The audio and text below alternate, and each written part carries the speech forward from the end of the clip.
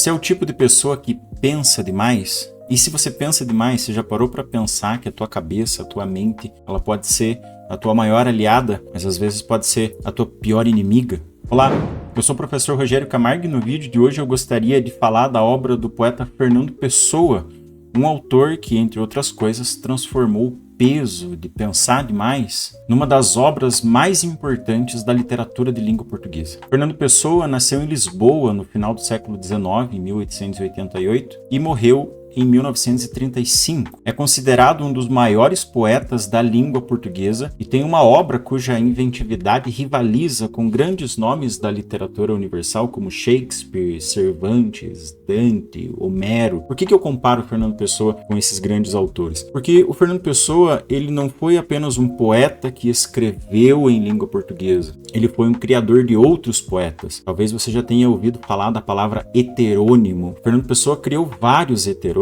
No começo pensava-se que era em média de uns 72, mais ou menos. Depois, conforme os estudos avançaram, a gente sabe que é muito mais de 100. Mas dentre esses heterônimos, alguns deles se destacam. O que são heterônimos? Diferente do pseudônimo, que é um nome falso, um heterônimo seria uma espécie de poeta falso. No lugar do Fernando Pessoa inventar um nome, assinar a obra com um nome diferente do dele, ele criou um poeta. Então ele tem alguns heterônimos que são famosos: Álvaro de Campos, Alberto Caeiro, Ricardo Reis, Bernardo Soares. Não é que o Fernando Pessoa escreveu os seus textos, ele assinou com esses nomes para esconder o seu nome verdadeiro. Ele criou poetas na sua cabeça, e esses poetas que têm biografia própria, que têm um estilo próprio, que têm ideias próprias, inclusive são ideias que são conflitantes. Ele escreveu polêmicas entre Ricardo Reis e Álvaro de Campos. Cada um tem traços muito específicos. Um poeta, ele é mais moderno, ele é mais alinhado ali com as ideias do século XX, um outro já quer voltar para a época da Grécia e da Roma Antiga, o outro tem um pensamento bastante simples, entre aspas, vai morar no campo, o outro escreveu um antilivro chamado Livro do Desassossego. Por que é um antilivro? Porque são fragmentos de pensamentos que são aparentemente soltos e desconexos, mas que tem uma organicidade, como a gente fala, existe uma unidade naquilo ali. E o Fernando Pessoa, como um bom poeta, explorou muito a fundo vários temas, e um deles é a dor de pensar. Aliás, cada um dos heterônimos tem uma forma própria de pensar, e nesse canal aqui você vai ver que ao longo do processo eu vou falar muito a respeito de Fernando Pessoa, eu vou criar vídeos específicos para cada um dos heterônimos, mas por enquanto eu queria falar a respeito da dor de pensar. Ele tem um poema que não tem título, ele é um poema que é conhecido como o poema da ceifeira. Imagine que uma pessoa está andando por um campo e vê uma mulher, uma velha, uma senhora, uma viúva, toda encarquilhada,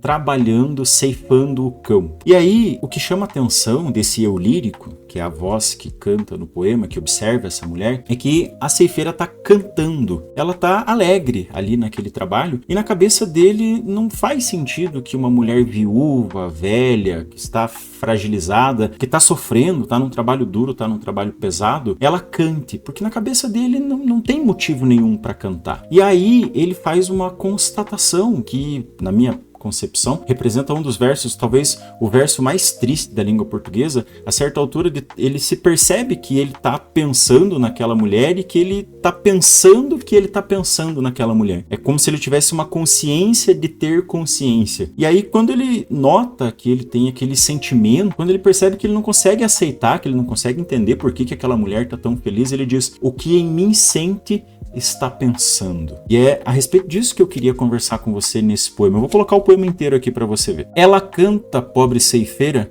julgando-se feliz, talvez. Canta e ceifa, e a sua voz, cheia de alegre e anônima viuvez, ondula como um canto de ave no ar limpo como um limiar, e há curvas no enredo suave do som que ela tem a cantar. Ouvi-la alegra e entristece. Na sua voz ao campo e a lida, e canta como se tivesse mais razões para cantar que a vida. Ah, canta, canta sem razão. O que em mim sente está pensando. Derrama no meu coração a tua incerta voz ondeando. Ah, poder ser tu sendo eu, ter a tua alegre inconsciência e a consciência disso, ó céu, ó campo, ó canção, a ciência pesa tanto e a vida é tão breve. Entrai por mim dentro, tornai minha alma a vossa sombra leve, depois levando-me, passai. Esse é um texto que tem muitas camadas, mas chama a atenção o quanto essa pessoa que observa esse eu lírico, ele deseja ser a outra pessoa porque na cabeça dele, essa mulher é feliz porque ela não pensa na própria situação, ela não pensa na própria existência, ela nem tem consciência direito de quem ela é. E na cabeça dele, que vive pensando o tempo inteiro em quem ele é, o que ele está fazendo, qual é o sentido da vida, o que ele conseguiu, o que ele não conseguiu, chegar a esse estado de você poder viver a vida sem ficar pensando muito, é um estado de alegria, é um estado de êxtase, seria um estado ideal. Mas ali no poema mesmo ele já cai em contradição, porque ele diz, como eu queria ser você, pudesse ser tu. Mas aí tem um negócio, eu queria ser tu, mas sendo eu. Então veja que aqui já é uma impossibilidade muito própria do estilo pessoano, que é querer ser alguém que não pensa o tempo inteiro a respeito de quem é, mas saber que você é essa pessoa que não pensa. Então é quase como se fosse um paradoxo mesmo, uma impossibilidade de escapar da autoconsciência. E é por isso que eu digo que o Fernando Pessoa é um dos maiores poetas de todos os tempos e que a sua cabeça, ela parecia abrigar universos inteiros. O desejo dele ao criar tantos poetas com pensamentos tão diferentes era ser ele mesmo toda uma literatura. E essa autoconsciência, ela se revela de muitas formas. No começo do poema Tabacaria, que é um dos poemas mais bonitos que o Fernando Pessoa escreveu, um dos mais importantes do século XX da língua portuguesa, ele diz: não sou nada, nunca serei nada, não posso querer ser nada. A parte disso, tenho em mim todos os sonhos do mundo. E aqui você já vê uma autoconsciência de que, puxa, eu não sou nada, não adianta nem querer, não adianta tentar, não adianta nem imaginar, não sou nada. Só que aí, se o poema só fosse por esse caminho, de alguém que sabe que não é nada e não adianta nem tentar, tava tudo bem. Mas logo na sequência ele diz, a parte disso, tenho em mim todos os sonhos do mundo. E aí que você vê que o pensar demais, ele se configura numa maldição, porque uma coisa é você ser um Zé Ninguém e não ter nem consciência disso, nem saber direito que sofre, você nem ter consciência da própria realidade para ir buscar uma vida melhor. Outra é você saber que nunca será ninguém, mas que não deixa de sonhar por conta disso. Não deixa de querer uma outra vida, não deixa de querer uma outra realidade para si. Então você imagina que quão conflitante deve ser a cabeça de uma pessoa que vive pensando demais, analisando a circunstância. Claro, eu não vou analisar aqui o Tabacaria inteiro, porque esse não é o objetivo. Posso fazer um vídeo só desse poema, porque ele é um poema longo e tem muitas e muitas camadas. Mas veja que aqui mostra também um pouco da impotência do eu. Aquele eu que sabe do próprio potencial, mas que ao mesmo tempo também sabe que, dadas certas circunstâncias, ele nunca vai alcançar tudo aquilo que deseja. E aí você vê que, nesse sentido, o Fernando Pessoa é uma espécie de anti-coach, né? Uma espécie de anti-discurso de que tudo vai ficar bem no final. É por isso que esse é um critério para você saber se os textos que circulam por aí do Fernando Pessoa, eles são textos do Fernando Pessoa mesmo, ou são aqueles textos fake ali que as pessoas atribuem ao Fernando Pessoa. Eu estudo Fernando Pessoa desde a época da graduação, no mestrado, no doutorado, sempre estudando Fernando Pessoa, e eu deixo essa dica aqui para você. Se o texto tiver uma mensagem com tom de autoajuda, naquela linguagem meio açucarada, meio melosa, colocando assim uma mensagenzinha fácil, não é do Fernando Pessoa. Inclusive, talvez o seu verso mais conhecido, que é o Tudo Vale a Pena se a Alma Não é Pequena, esse de fato é do Fernando Pessoa, mas você tem que levar em consideração que ele está num poema chamado Mar Português. E antes de falar que tudo vale a pena se a alma não é pequena, ele se dirige ao mar português e ele diz: ó mar salgado, quanto do teu sal são lágrimas de Portugal. E aí ele vai falando, por te cruzarmos, quantas noivas ficaram sem casar, quantas viúvas, quantas mães choraram. Ele fala muito do preço pago nas grandes navegações, para daí vir com essa ideia de que tudo vale a pena se a alma não é pequena. Mas você tem que pensar o tamanho que essa alma tem que ter e o preço necessário para se pagar por todas essas coisas. Então, assim, não é um discurso fácil. Nós não podemos sintetizar a obra do Pessoa assim, num verso ou outro, fora do contexto dessa mensagem positiva, porque o Fernando Pessoa ele não era um autor de mensagens muito positivas. Ele tinha uma consciência muito aguda de quem ele era, do eu, de qual é o papel do indivíduo no universo, da insignificância desse indivíduo diante do universo.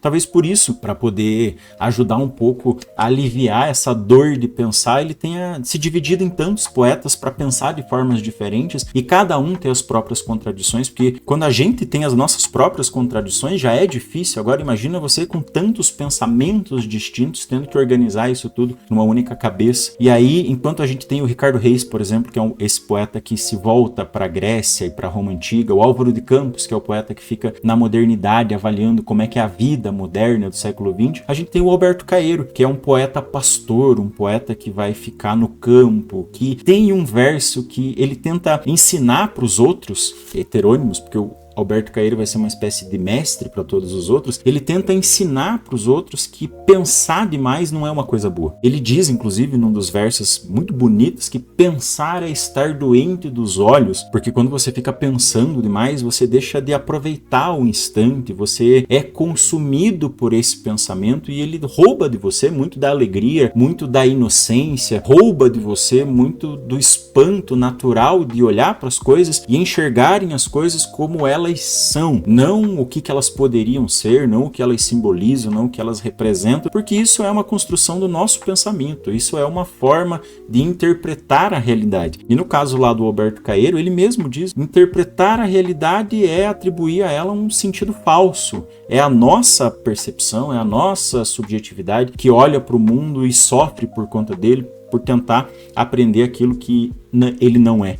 Até que ele diz, por que eu chamaria uma coisa por outro nome, sendo que ela é o que é? Por que eu olharia para uma flor, por exemplo, e veria nela um símbolo da efemeridade, sendo que uma flor é uma flor? Por que eu olharia para uma pedra, por exemplo, e enxergaria na pedra um símbolo de um obstáculo, sendo que uma pedra é uma pedra? O sol é o sol, a natureza é a natureza. Fernando Pessoa tem essa aguda consciência do pensamento e ele mesmo procura encontrar respostas, remédios, criando poemas em que ele se contradiz o tempo inteiro, que é muito próprio de uma cabeça que pensa o tempo inteiro, como uma forma de tentar se encontrar. A obra do Fernando Pessoa é muito vasta. Eu vou deixar o link aqui na descrição de um site que você tem, que é o arquivopessoa.net, e é o site mais confiável para você pesquisar, tanto se você quer estudar a obra do Fernando Pessoa, como você quer ler os poemas do autor, tendo certeza que se trata de poemas dele. Aqui você encontra, assim, não precisa ter nenhuma dúvida, nenhum receio de que os textos que estão lá, de fato, eles são do autor, porque eles são uma equipe por trás que organiza, de pesquisadores e professores. No caso do Fernando Pessoa, a gente tem sempre essa angústia de pensar que é um dos temas que ele explora de forma recorrente. E como é que a gente pode lidar com isso? Bom, acho que como a gente lida com a vida, né? O primeiro passo é você entender que no Fernando Pessoa os paradoxos nem sempre se resolvem. Uma maneira de ler o Fernando Pessoa é entender que o ser humano é contraditório e para você poder adentrar nesse universo, você tem que aceitar a contradição. Eu acho que essa é uma lição bastante importante que o Fernando Pessoa dá. Ao escrever uma obra tão diversa, com tantos autores, com tantos pensamentos, a melhor forma de lidar com isso é aceitar a condição humana como contraditória, aceitar a própria contradição. Se você pensar demais, você vai sentir de menos, mas se você sentir demais, você vai pensar de menos, e aí quando você chega nesses extremos, você vai perceber, lendo Fernando Pessoa, que o que sobra para o homem é sofrimento. Então o ideal seria talvez encontrar um equilíbrio entre pensar e sentir. Você sabe que vai pensar, não adianta tentar fugir do próprio pensamento, você sabe que vai sentir, não adianta tentar fugir do próprio sentimento. E aí, quando você encontra esse possível equilíbrio, que nem sei se tem na obra do Fernando Pessoa, são raríssimos os momentos em que a gente vê os poetas assim falando ali, Ricardo Reis, Álvaro de Campos, Alberto Caeiro, o próprio Fernando Pessoa, Bernardo Soares, falando com equilíbrio, falando assim com uma serenidade. A obra do autor é uma busca constante por esse tipo de felicidade, por esse tipo de equilíbrio, por esse tipo de tranquilidade da alma, mas que no fim das contas cria um universo poético e belo na própria contradição. A beleza tá na dúvida, a beleza tá na busca, a beleza tá na contradição, a beleza tá nesse sentir, nesse sofrer, nesse analisar em si mesmo, porque é parte da condição humana. Ao invés de lutar contra a dúvida, ao invés de lutar contra a crise, ao invés de lutar contra a angústia, você usa a própria angústia, a própria crise, a própria dúvida como matéria de criação, como matéria poética para a própria vida. É como se você aceitasse o teu destino, uma coisa bem nietzschiana, né? O amor fati, como se você tivesse um amor por aquilo que acontece, sem necessariamente tentar mudar aquilo que acontece. Claro que não é fácil, claro que não é simples, mas as coisas são o que elas são. E mesmo quando o autor se revolta, mesmo quando a gente se revolta contra o próprio destino, entender que isso também é parte do processo. Isso é entender que isso faz parte da nossa própria humanidade. Uma das belezas de ler Fernando Pessoa está nisso. E eu particularmente recomendo muito que você mergulhe na obra desse poeta. Acesse o link aqui que eu deixei